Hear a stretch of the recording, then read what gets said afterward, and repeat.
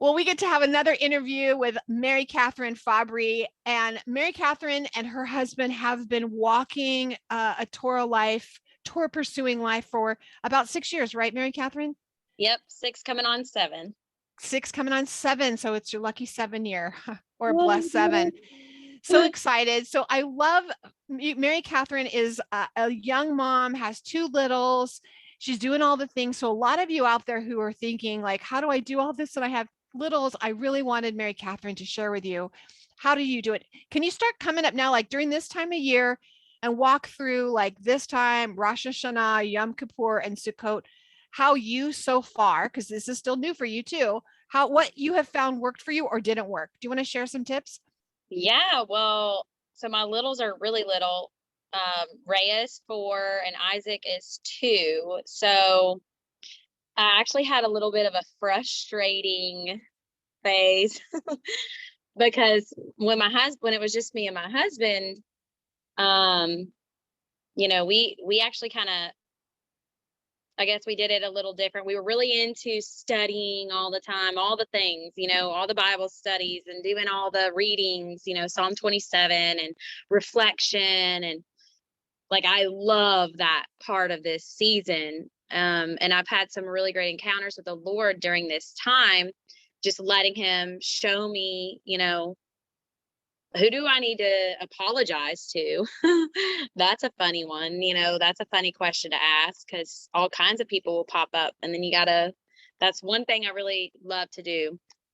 And that in itself right there is just shining the light of Yeshua, because when you call some random person that has come up on your heart that you're supposed to apologize to for whatever, and they're like, wow, I've never had anybody do this to me before. And it's like, why are you doing this again? Especially people who've never kept the feasts. And it's like, well, I don't want to approach this special time of the year where I'm supposed to commune with my king, having anything that would be in between me and him, And so like right now, that's kind of what we're doing right now before Rosh Hashanah or Yom Teruah is the other trumpets, I guess. Some people don't know that Rosh Hashanah and Yom Teruah are the same day, trumpets. Right. That's a good point. Yes. Yeah. So this is all the Feast of Trumpets that we're talking about when we talk about Rosh Hashanah or Yom Teruah. I like that you said that. I like you said that, MaryKathryn, because I remember people using all the words and I would just shake my head and go, because I was too embarrassed to say, like, what I don't know what that means. But if someone said the Feast of Trumpets, I grew up in the church, so I knew Feast of Trumpets because it would come up like at some random Sunday school or something. But I knew that word, but I didn't know these other like Yom Teruah. What is that? Rosh Hashanah? Like what is that? So thank you. Rosh Hashanah. Yeah, Rosh Hashanah is like their new year, their civil new year or agricultural new year, because there's a lot of new years too. People are like, well, I thought Passover was the new year. Well, that's like the spiritual new year in a sense, I guess, starting with a year, like that's month 1. And then we're in the month 7th month, and you're like, all of a sudden there's a new year, and it's like, okay, wait. So there's all those different new years. Yeah, it's kind of like if you were born. I love that you brought this up too, because a lot of people are like, oh, how is this a new year? I thought Passover was a new year. That was a question I had that I was so embarrassed to ask anyone. And it was like someone explained to me, I think it was Keisha. She explained it to me. It's like you have you were born, so you have one birthday. Mm-hmm. And then maybe when you felt like you had a spiritual awakening or born again, that was your second birthday. So kind of Passover is kind of like the born again, like the spiritual awakening birthday. Yeah. This is actually like the physical, like a new year, like we start the calendar new year, 5782 will start. Yes. That's a Hebrew calendar. Yes. So that's that. Thank you for bringing that up. Well, another way you could look at it too is like we have on the Gregorian calendar, which is what the world is on, you've got the new year in January, December. But then think of every new school year. It starts in the fall. It's like, oh, we've got a new year. And people are like, so we're okay with those 2 different new years, but we can't get our heads around this. So anyway, so coming up to trumpets, which I love the way Keisha talks about that. Her blog, graceandtorah.net, has some of the best articles about like explaining Teruah and everything. the voice, the shout, the cry of the shofar.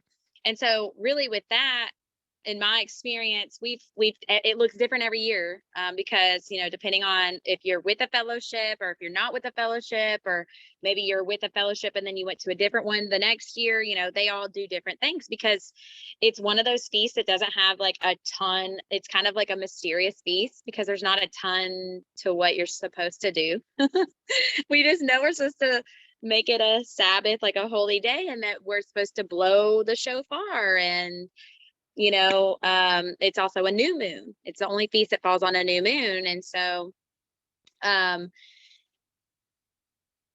on just a second, Rhea. Sorry. So anyways, we blow the shofar. Some fellowships that we've been a part of, they'll have like fun things where they do like a shofar. Thank you, Rhea.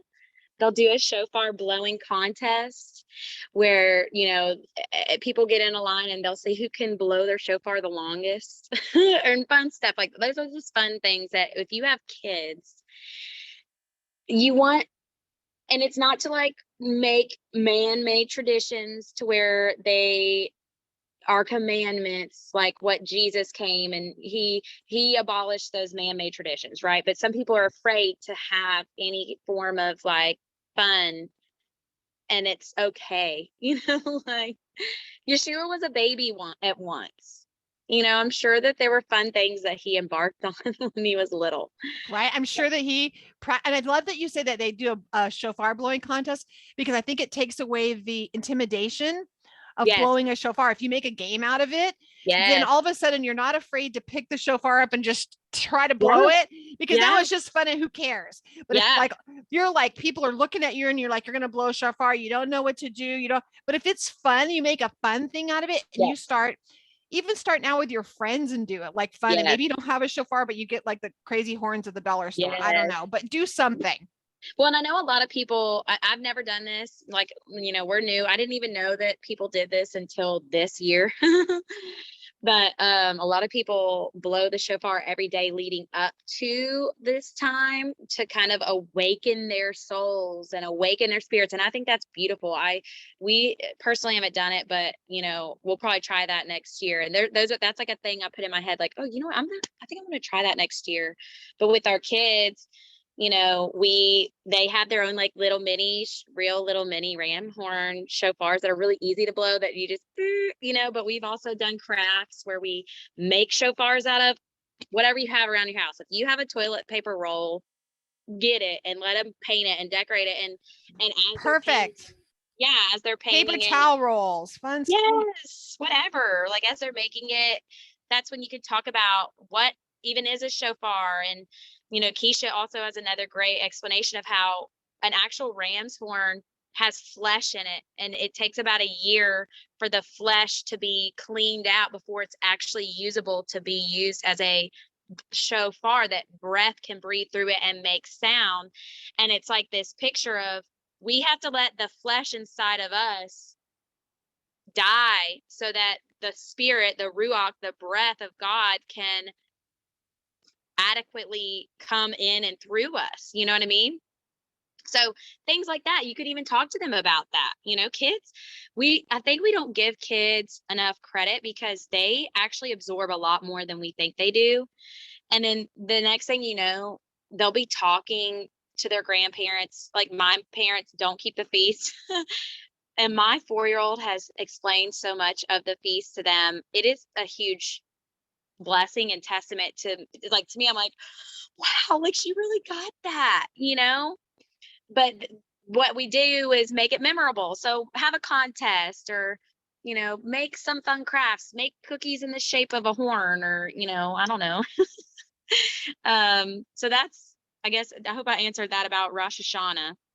Yeah, absolutely. And I love that you gave some great stuff about your kids, and especially that you said that your kids are picking up. And I always say that, more is caught than taught.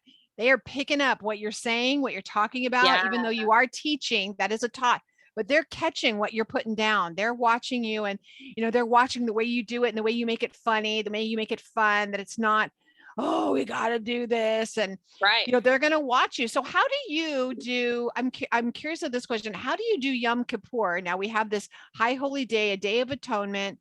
How do you do that with littles?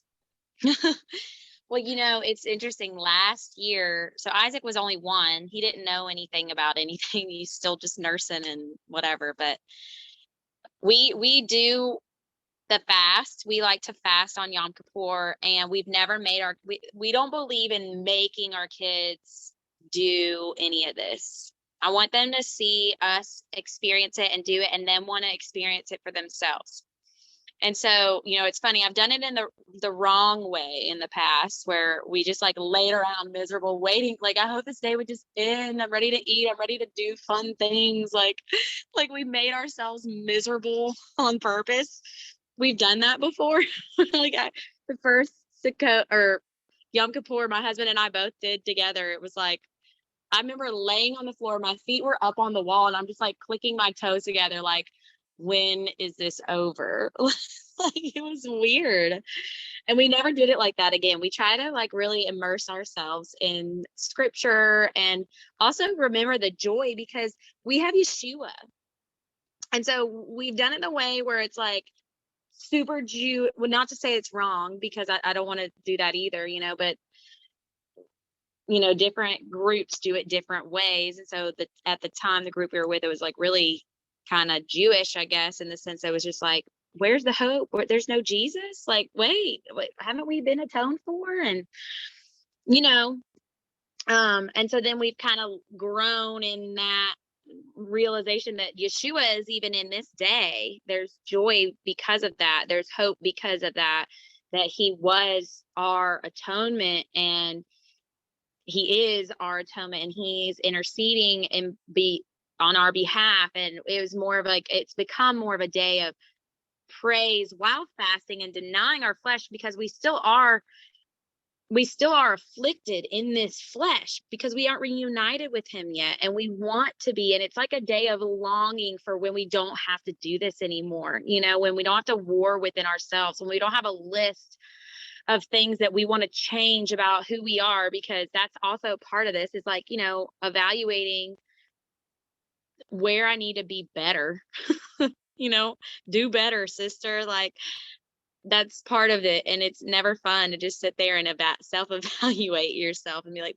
wow, like, I am horrible at this, but I'm also really great at this. But wow, like, I really hate that I struggle with this or this. And so we're still learning with the kids, trying to figure out how to go about that. I want to teach them to always, not just at this season, we always want to have repentant hearts, and we always want to be evaluating and seeing, am I really being a light or am I not? But especially during this time. And so with our daughter, we've always been I say her because she's the oldest and she understands what we're saying more than my son right now, but we've always been open with her and sat her down. If we as parents have been reactive and been really yelling a lot, or if we've been reactive to, how parents get, just being quick to be harsh, or I mean, we are very big on like, let's sit down and tell her mommy and daddy messed up.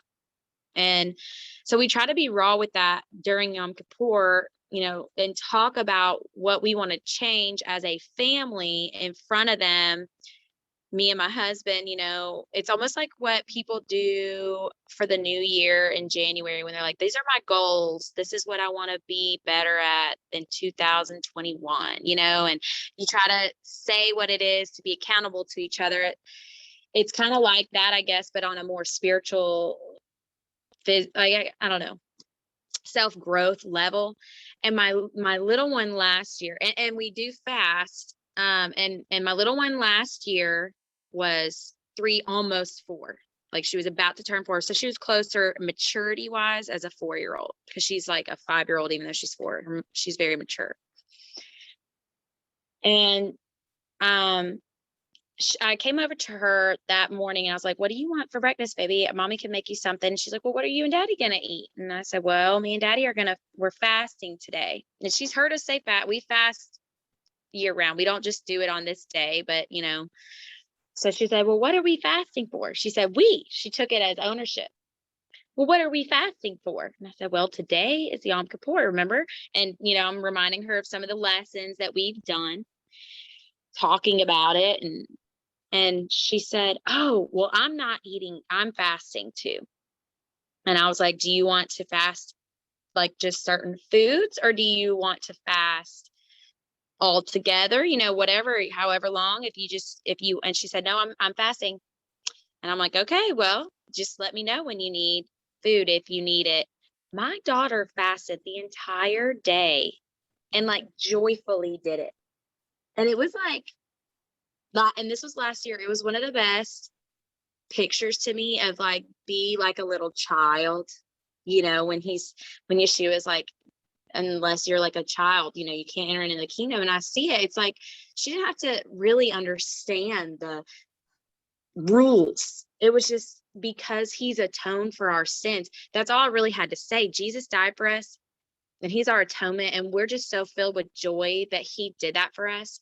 We want to fast and listen to him. If he has anything he wants to say to us, if there's anything we need to correct, when we eat, we get distracted and our minds aren't as sharp. But when we don't eat, our minds are sharp and we're not as distracted, and we just listen to his voice. It was like that simple explanation was like, I think boom. that's beautiful. You know what, MaryKathryn, that is so beautiful. And I spoke with Miriam Stallsworth, and she recommends when you have little children and when they get to the age where they can fast, and maybe your children, we're not telling you, this is not child abuse. We're not telling you not to let your kids eat. But she made the choice and she had food available, and she told her, if you're hungry, if you want something available. Yeah. But you know what, Miriam, she suggested that take the food you would have eaten for the day and with your children and take it to a food bank. Yes. And then you teaching your children about charity and teaching about there's children who don't have food, and then they kind of get a feeling of like, so good. What it feels like not to have food. It's like you get a double lesson in all this. It's like, so, these children don't get to eat and they're hungry. So we're going to give up a meal. Maybe it's just a meal for them. And this is what we would have eaten for a meal. And we're going to take this to another family so that they would have food for that meal. That's so good. And that's what Isaiah 58 talks about, like when you break, that's how we break the bonds of sickness and all this other stuff, is when we fast and we give. Like a fast isn't really a real fast unless there's some form of sacrifice, like I've given to someone else. So that's really good. That's awesome. Yeah, I think that's a really good idea. We've made, and we've done this for the years that we've known since my husband and I, but we make big Ziploc bags full of just like, we'll go to Sam's and get like little snack packets of nuts and whatever, and we'll make big Ziploc bags with a water bottle in it, and that we'll give those out like as we're driving around. We see homeless people. It's just on us.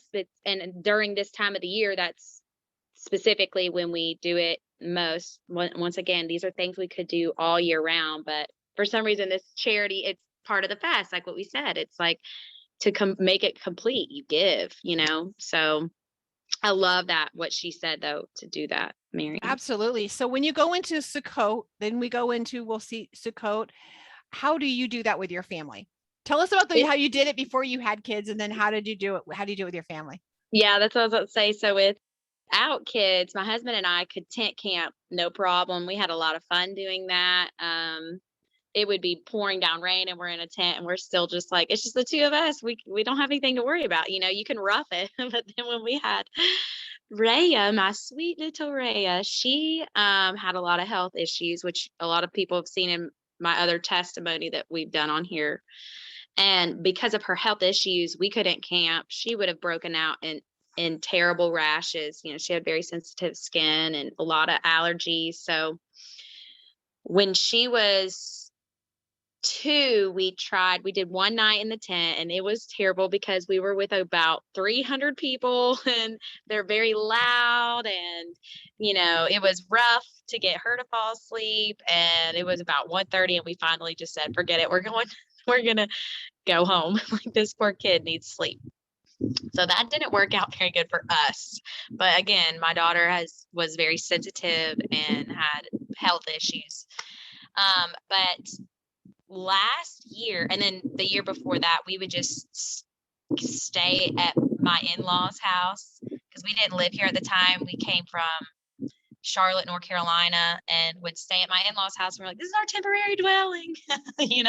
Staying at my in-laws' house is our temporary dwelling. And we would go and spend the day at the camp with all the people and, just fellowship. And there would be, groups of people talking, some just organically done Bible studies. We've never really been part of a very organized Sukkot before.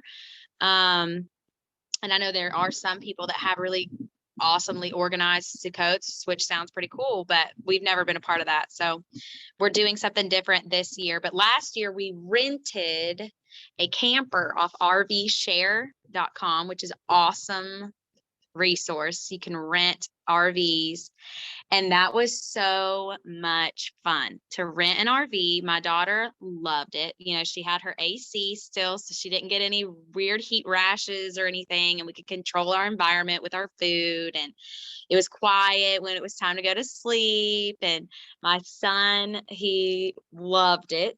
I mean, it was just really fun, and we always like our Sukkot treat. You always want to have like something that makes you think of that, because like think about when you used to do Christmas. If you used to do Christmas, it's like candy canes. You think candy canes, it's Christmas, or I don't know, maybe there's something else, but peppermint, anything really, it makes you think of Christmas. and so for her, I'm like, we're gonna make this time of the year, because a lot of people do honey like in a lot of stuff. I make homemade kosher marshmallows, and there's a lot of honey in them. They're amazing. I'll have to share the recipe. I'm just now realizing I didn't send that to Jen for the cookbook. But my daughter loves it's not too late. You can throw that in there, and I'm going to get it for you. And I will put this below the recording. So if you're listening to this in the library, in your cafe library, if you look down below, the recipe will be down there for kosher marshmallows. Yes, they are so fun to make. My daughter loves to help me make them. They're so easy and they just turn out so good. And I've even gotten like some of the girls that I've mentored, I taught them how to make them, and now they like that's their thing now. They bring, and so we were how people at Sukkot, they bring baskets of goodies to share with everybody. Like we were like fighting then. It's like, no, I'm gonna give marshmallows to these people because like they had baskets full of marshmallows to give. And she did all kinds of fun stuff with her. She put like hazelnut and coffee flavor, all kinds of flavors in her marshmallows. Amazing, right? Because we're camping, so marshmallows and camping, they just go hand in hand, But we make marshmallows and turkey sausage balls and all those like camper foods. We like prepare for Sukkot, and we go and we just enjoy ourselves. We play outside, and then the group that we were with at that time, they always got together in the evenings and had like worship services, and that's when they danced with the luau, the lemons and the palm branches. And it's just fun. It's hard to be mad when you're dancing, yeah. Just dancing before the Lord and singing. And then, you go to bed whenever you want to do that, or you stay up at a campfire till 2 a.m. It's just, but this year, this is my husband and I have begged our family to do this with us for years, and they just can't like leave where they're at. So my husband and I were like, all right, we're going to do this on our own then.